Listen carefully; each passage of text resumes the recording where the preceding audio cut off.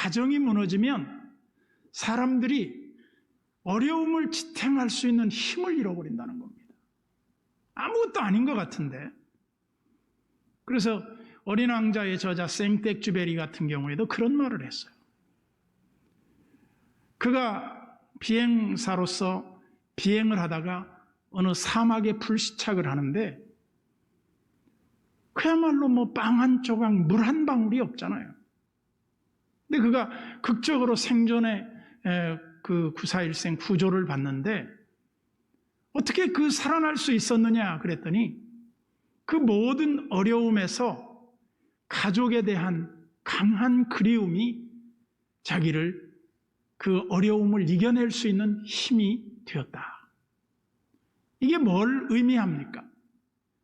정말 사람은 어려움을 겪을 때 제일 먼저 생각나는 게 뭐예요? 가족이에요, 가족. 근데 평소에 좀 좋을 때도 가족에 대한 배려와 사랑을 좀 더 표현할 수 있으면 얼마나 좋을까? 저는 그 고린도전서에 사랑의 정의를 말할 때 사랑은 무례히 행치 아니하며 하는 말을 굉장히 중요하게 봐요. 사랑하는 사람에 대한 예의 바름, 이 가치를 우리는 너무나 소홀히 여기고 있지 않느냐. 오늘 성경적 가르침의 가정, 그러면 우리가 다 아는 얘기지만 하나님이 세우신 이 세상의 공동체는 딱 두 가지밖에 없다. 첫째는 가정이고 하나는 교회라고 하는 공동체예요. 가정은 최소 단위의 공동체고 이 교회 공동체라고 하는 것은 전 우주적이기도 해요. 그런데 하나님이 세우신 이 두 기관을 하나님은 너무나 사랑해요. 근데 우리 신자들이 그것을 잘 지키고 사랑하고 아껴야 할 실체의 그 주 대상인데 이 가정을 깨뜨리는 현대 도시화가 위험의 요인이라는 겁니다. 저는 그렇게 봐요. 농경사회 속에서 농사 짓고 아내는 집에서 집안일하고 남편들은 밖에 나가서 농사 짓고 와서 그냥 피곤한 몸을 휴식하는 그런 가정 기능이 농경사회 때에는 가능했겠죠. 그런데 현대사회는 가장 큰 위험이 뭐냐면 익명성이라는 거예요. 도시화가 주는 위험이 뭐냐? 제일로 내가 누군지 사람들이 몰라요. 여러분들이 예를 들어서 어느 도시에 가서 산다, 이사 갔다, 아무도 몰라요. 물론 아는 사람 만날 수도 있겠지만 숨어있는 한 사람에 대한 자기 행위에 대한 무책임함이 뒤따를 수 있다는 거죠. 그래서 이 도시라고 하는 기능이 좋은 면도 있지만 사람을 서로 문을 닫고 살면 아무도 모르는 게 이 도시화가 주는 위험이 뭐냐? 가정 붕괴의 원인이 된다는 거예요. 그래서 우리가 가정을 소중하게 여기고 가정의 역할을 잘 감당해야 되는데 한 가정의 남편의 자리와 아내의 자리, 그 역할이 뭐냐? 우리가 다 아는 얘기예요. Dirt is out of place. 이 더러움은 자기 자리를 떠나는 거예요. 우리가 그러잖아요. 바다에 고기들이 헤엄치고 노는 건 아름답죠. 근데 그 고기들이 우리 집 방 안에서 막 펄떡펄떡 뛰고 있다 그러면 그거는 더러운 거예요. 우리 신앙이라는 것도 마찬가지예요. 남편의 자리가 있고 아내의 자리가 엄연히 구별돼요. 그래서 성경은 이렇게 아예 규정을 해줬어요. 아내들이요, 오늘 본문 22절이 그걸 말해요. 남편들에게 복종하시오. 이것이 옳은 일입니다. 왜 남편에게 복종하라고 하느냐? 한 가정을 세우시는 하나님의 의도가 한 아내를, 남편을 주로 세우셨다는 거예요. 그러면 여기 주라는 말은 임금이라는 뜻이에요. 그러면 오늘날 남편의 권위가 그렇게 임금과 같은 권위를 갖고 있느냐? 그렇지 못하죠. 이 경제 생활의 모든 기능이 예전에는 남성 주도의 그런 경제가 움직였어요. 그러나 요즘에는 여성들에 의해서 경제가 움직여져요. 그러니까 성경의 가르침이 마치 잘못된 것처럼 느껴지는 그런 시대에 살고 있다. 그렇다고 해서 하나님의 창조의 원리가 바뀐 건 아니거든요. 그럼 우리가 어떻게 하란 말이냐? 아내의 자리에 우리가 그 자리를 신실하게 지켜봐라요. 그러면 남편은 뭐 가만히 앉아 있어가지고 임금 노릇만 하라는 거냐? 그런 뜻은 아닙니다. 진정으로 남편에게는 남편의 의무와 책임을 다하라고 말해요. 그게 뭡니까? 희생이에요, 희생. 옛날에 많은 사람들의 심금을 울렸던 그 가시고기의 소설이 정말 사람들에게 감동을 주었는데, 거기에 보면 아버지의 희생이 가장 큰 주제로 다뤄져 있어요. 거기 가시고기가 새끼를 낳으면 그 곁에서 그 부성애가 있는 가시고기 아빠가 계속 한 달 내내 그 지느러미로 부채질을 해요. 그래서 그 부화를 시킨단 말이에요. 그럼 이거 아무것도 안 먹고 있다가 마침내 한 달 지나면 새끼가 태어나. 그러면 이 지느러미로 날개짓을 하던 가시고기 그 애비는 한마디로 죽어가요. 그러면 새끼들이 그 아버지의 살을 뜯어먹고 자라난단 말이죠. 이거를 우리가 보면서 아버지의 세계를 이해하게 되는 거예요. 하나님이 지으신 창조의 리듬의 그 자연계를 통해서 우리가 볼 수 있는 게 뭐냐? 남자는 희생이다. 다 내어줌의 사랑이다. 그리고 여자의 역할은 뭐냐? 한 가정을 위해서 질서를 잘 지켜나가는 것이다. 근데 이게 정말 지키기가 어려워요. 쉽지 않아요. 그래서 여러분들이 가정의 위기가 올 때 남편이 무능하면 제일 먼저 생각하는 게 뭘까요? 남편이 짐과 같아. 이게 없는 게 더 나을 것 같은 느낌이 드는 거예요. 그러나 하나님이 세우신 가정을 지키는 게 굉장히 중요하다는 거예요. 힘있고 능력 있을 때만이 필요한 존재가 아닌 하나님이 세우신 그 가정의 존재를 이해하고 받아들이고 그걸 지켜나가는 게 중요하다. 예를 들면 이렇습니다. 남자들은 열심히 일을 해요. 그리고 아내들은 그 남편을 사모해요. 이게 고대 가정 개념이에요. 현대 개념은 무엇입니까? 능력 위주예요. 근데 이때 우리가 조심해야 할 게 뭐냐?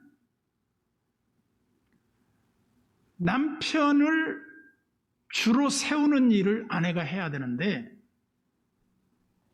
이런 이야기가 있더라고요. 한 가정의 남편이 어떤 결정을 해요. 근데 아내가 볼 때 못마땅해. 그래서 남편이 이렇게 하기로 했다 그러면 아내가 남편의 위치를 세워주기 위해서 순종을 해요. 그런데 자기가 아무리 생각해봐도 아닌 것 같을 때 하나님 앞에 기도하는 거예요. 하나님, 제가 생각할 때 남편의 말에 존경을 하고 순종을 해야 되기 때문에 순종을 하지만은 제 생각에는 남편의 생각이 잘못된 것 같습니다. 나는 남편을 바꿀 수 없지만 하나님은 바꾸실 수 있잖아요. 간절히 기도를 하는 거예요. 기도를 하고 이제 얼마의 시간이 지나면 남편이 바뀌더라는 거예요. 남편이 아내에게 여보 내가 이렇게 한다고 그랬는데 말이야. 그 결정이 좀 잘못된 것 같아. 당신 생각은 어때? 이렇게 물어오더라는 거예요. 그러면서 남편이 아내의 말을 참조하고 아내의 의견을 묻고 가정이 평화를 되찾았다. 우리는 한 가정의 행복의 비밀이 뭘까? 그 자기의 위치를 찾아가는 거예요. 그 위치를 깨뜨려버리면 그 순간 가정은 위기가 올 수밖에 없다는 거죠. 그래서 흔히 우리가 이런 말을 했습니다. 호화로운 하우스는 살 수 있어도 행복한 홈은 살 수 없다. 이 시대는 집은 있지만 가정이 붕괴된 시대다. 그러면서 테레사 수녀에게 노벨 수상식에서 수상소감을 묻는 기자에게 이렇게 말했어요. 세계의 평화를 위해서 우리가 해야 할 일이 뭘까요? 그랬더니 가정으로 돌아가서 가정을 잘 지키십시오.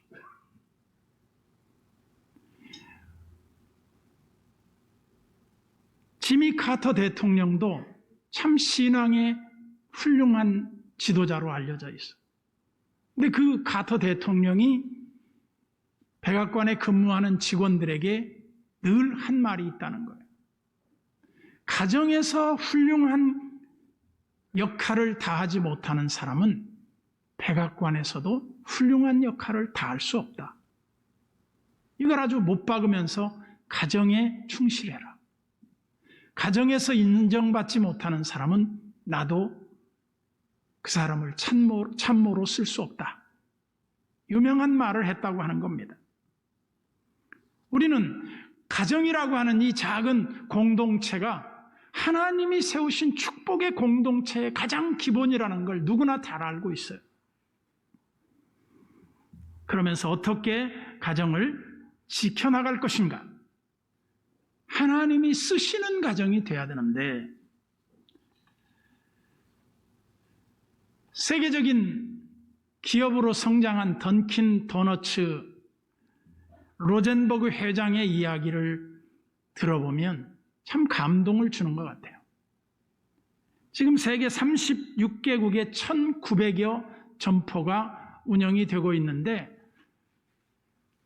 1초에 30잔의 커피가 팔린다고 그래요. 그리고 연간 커피 판매량이 18억 잔이 된다고 하는데 그 돈이 어마어마한 돈이 되겠죠. 커피만 파는 건 아니니까요. 그러면서 이 로젠버그에게 성공의 신화를 쓴 사람으로 알려지고 한 기자가 와서 그에게 72세 생일 축하잔치에서 이렇게 질문을 했어요. 당신은 어떻게 성공할 수 있었는가? 그랬더니 로젠버그가 이렇게 말했어요. 난 몹시 어둡고 가난한 시절에 교육도 제대로 받지 못하고 고등학교도 중퇴를 했습니다. 그럼에도 불구하고 하나님의 창조 속에 직접 보고 듣고 경험한 내 목표는 하나님을 잘 섬기는 가정을 세우는 것이 내 목표였습니다. 하나님이 복을 주시며 많은 고난과 절망에도 하나님을 신뢰하고 믿음으로 이 모든 것을 극복했을 때 하나님은 우리 가정에 복을 주셨습니다. 평범한 얘기 같지만 이게 얼마나 어려운 일이냐 이 말이죠. 오늘 우리 그리스도인들은 어떻게 살아야 할 것인가에 대한 수없는 질문을 우리 스스로에게 던져봐야 돼요. 그런데 잭 볼스윅이라고 하는 사람이 가정학자인데 이 사람이 남자의 3가지 특징을 이렇게 말했더라고요. 첫째는 남자는 왕의 기능이 있대요. 그래서 모든 걸 다 다스리려고 한대요. 2번째는 남자는 전사의 기질이 있다는 거예요. 모든 걸 싸움으로 정복해서 장렬하게 다 모든 걸 정복하고 싶다는 거예요. 그리고 3번째는 마술사적 기질이 있대요. 마술사적 기질은 모든 걸 다 바꿔보고 싶다는 거예요. 이게 전부 다 남자들의 잘못된 사고라는 겁니다. 우리가 흔히 부자 아빠, 가난한 아빠에 대한 이야기 많이 들었을 겁니다. 부자 아빠는 그 아이의 미래를 조심스럽게 기다려줘요. 근데 가난한 아빠는 자기 의도대로 아들을 만들어요. 그래서 결과적으로는 아버지가 원하는 아들을 만들었는데 그것은 가난한 아빠의 전형을 답습하게 된다는 거예요. 오늘 성경은 말합니다. 아내들이여 남편에게 복종하기를 주께 하듯 하시오.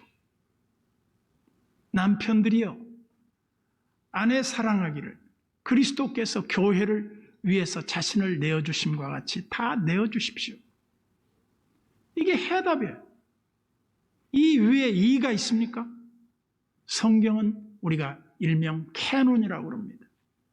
캐논이라는 뜻은 카메라 이름이 아니라 정확한 자라는 뜻이에요. 성경은 캐논이에요. 모든 것의 척도요 기준이라는 말이에요. 성경을 벗어나는 순간 모든 것이 다 문제의 원인으로 뒤죽박죽이 되는 거다 이 말이죠.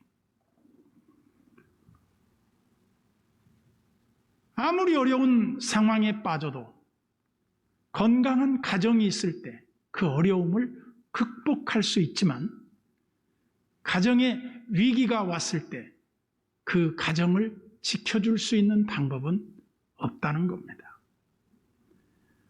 오늘 우리가 가정의 문제에 가장 심각한 문제가 뭘까? 시카고대 돈 브라우닝 교수는 글로벌리제이션 오브 패밀리라고 하는 논문에서 가정의 해체 문제가 가장 심각한 문제가 됐다. 그래서 이 현실적인 문제의 대부분이 어디서부터 비롯되느냐? 가정 문제에서 비롯된다. 그래서 우리가 이 가정에 대한 부분을 다시 한번 생각해 보게 되는데 지금 미국 가정이 무너지고 있다는 겁니다. 어느 나라, 어느 민족이든 가정이 무너지고 건강한 사회가 유지되기는 어렵다고 보는 거죠. 미국의 통계를 보니까 이렇게 통계가 나왔어요. 50% 이상의 가정이 이혼을 하고 30%의 어린이들은 부모가 누군지도 모르며 30% 이상의 가정은 결손 가정이며 30% 정도만 부모의 보호 속에 아이들이 성장하고 있다. 근데 이것이 시간이 가면 갈수록 더 비율이 더 불균형화된다는 겁니다. 영화 타이타닉에 보면 그 타이타닉이 이제 빙산에 부딪혀서 배가 침몰해 갑니다. 그때 그 배에 붙어 있던 작은 보트에 사람들을 태우는데 여자와 아이들을 다 태웁니다. 남자들은 다 이제 침몰 직전에 있는 배의 마지막 순간을 보내고 있을 때 스트라우스 부부 그 부인이 보트에 탔다가 내립니다. 내리면서 여보 왜 빨리 안 타고 내리느냐 그랬더니 나 혼자 살아서 뭐하냐. 당신과 함께 가겠다. 그리고 이제 마지막 장면에 두 사람이 손을 잡고 물속으로 들어가는 그 장면이 참 인상적이었죠. 오늘을 살아가는 우리 그리스도인들에게 가정에 대한 소중함을 우리가 다시 깨달아야 돼요. 여러분들이 정말 어려움에 처했을 때 누가 기억납니까? 가족. 가족 외에 기억나는 게 없어요. 우리로 하여금 하나님이 세우신 이 가정을 충실한 지킴으로 여러분들이 하나님의 뜻을 구현하는 가장 중요한 사명 가운데 하나가 이 가정을 지키는 것이다. 이유 여하를 불문하고 하나님의 은혜를 우리가 더 구체적으로 드러낼 수 있는 유일한 장소가 가정이다. 그래서 가정을 지켜라. 가정을 보호해라. 가정을 모든 위험으로부터 보호하고 지켜내야 할 책임이 우리 가족 구성원들에게 있다. 이거는 변하지 않습니다. 그래서 주님께서 하나 되게 하신 것을 사람이 나누지 마라. 기도합시다.